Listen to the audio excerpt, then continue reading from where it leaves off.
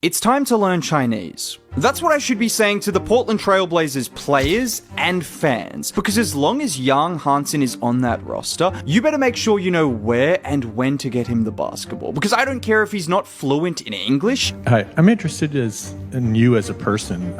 What are some of your interests? All-time sleep. I like PS5. I like eat.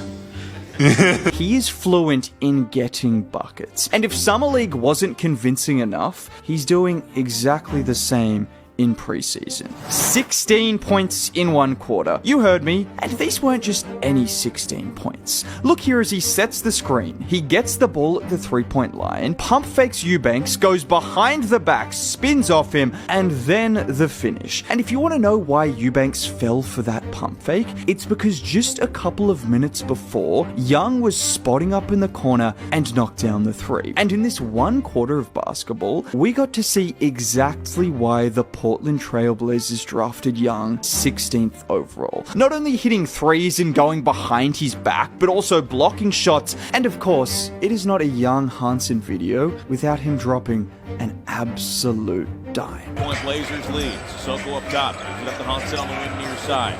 Right hand to a beautiful feed to shot.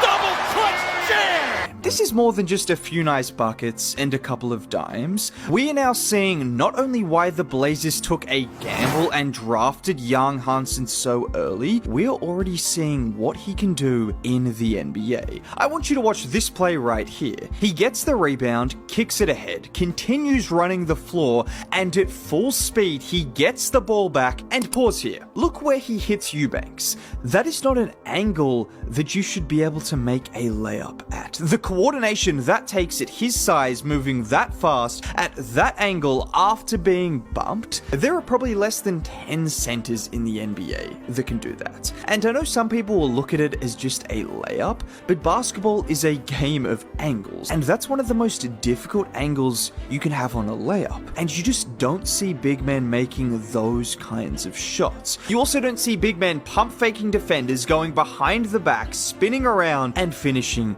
smoothly.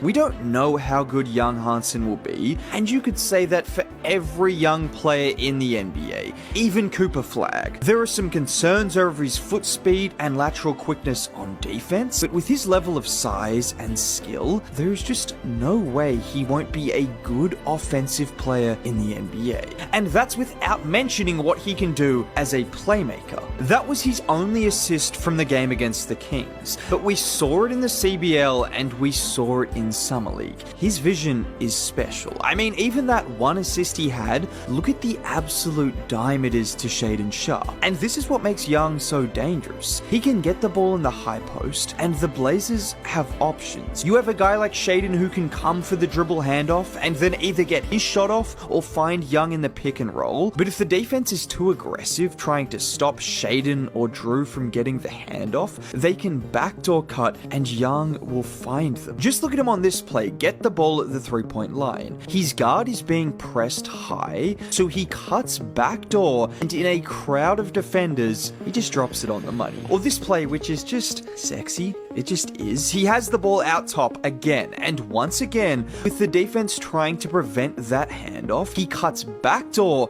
and look at the whip pass from Young over the top. How many centers in the NBA can make a pass like that? How many? And his scoring ability is only going to improve this, because it's only going to force defenders further up, and it's only going to create more space in behind, particularly if he's a shooting threat. Because what you see on these clips is not only is he diming these players, but look at what is in common. There is no rim protector, which is the value of having a center that is such a great passer, because they are bringing out the opposition's best rim protector, and in behind is normally a free lane, or at worst, there will be a wing waiting at the rim. And the scariest part is he's on a team with Shaedon Sharpe, Denny Avdia, Tamani Kamara, Jeremy Grant. What do all of these guys have in common? They are long, they are athletic, they can handle the ball, and they can cut. Players like Yang, Jokic, Şengün, they are special.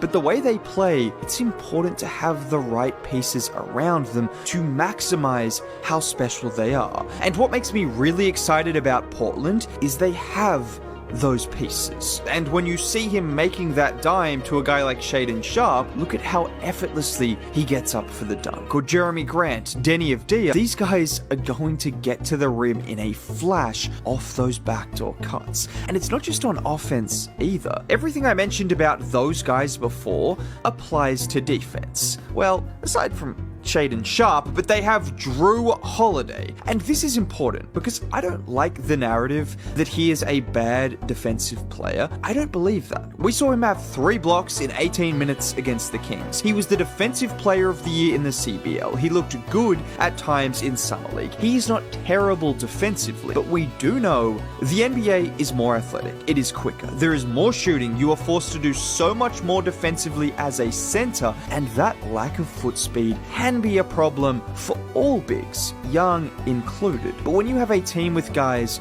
who can fight around screens and disrupt the opposition guards, it means he can focus on his strengths, which is playing in drop coverage and using his size to block shots and grab rebounds. It is a cliche, but defense really is a team game. We've seen Rudy Gobert, a 4-time defensive player of the year, get exposed when the players around him aren't good enough defensively. We've seen Giannis struggle defensively. It matters who's around him, and Young has the right pieces. And there was one other part of this performance that stood out to me.